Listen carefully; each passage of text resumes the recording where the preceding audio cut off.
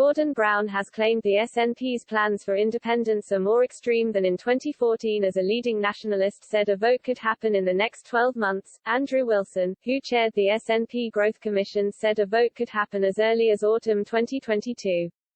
The timescale is slightly earlier than Scottish First Minister Nicola Sturgeon's date by the end of 2023. Speaking to Scotland's Choice podcast, economist Mr. Wilson, who advises Ms. Sturgeon, said, "Fingers crossed, but let's assume there is an independence referendum at some point next autumn or the autumn after that. I don't know when it might be. If it's successful, then it would be probably about 2 years before we were formally independent."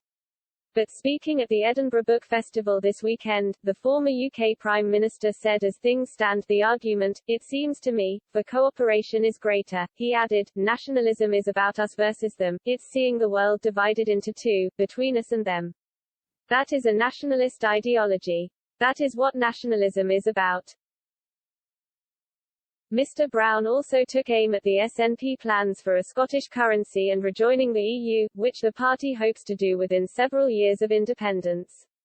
On currency, the SNP voted to replace the pound with a separate Scottish currency as soon as practicable at last year's conference.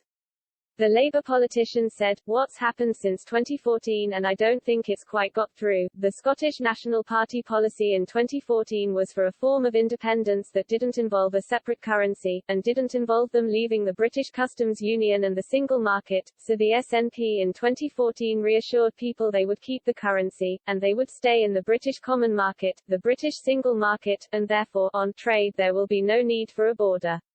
That is not their policy now.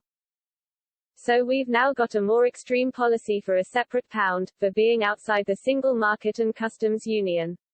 Donald Cameron MSP, Scottish Conservative Constitution spokesperson, said, "As we recover from the pandemic, the last thing Scotland needs is a nationalist coalition of chaos pursuing a divisive independence referendum.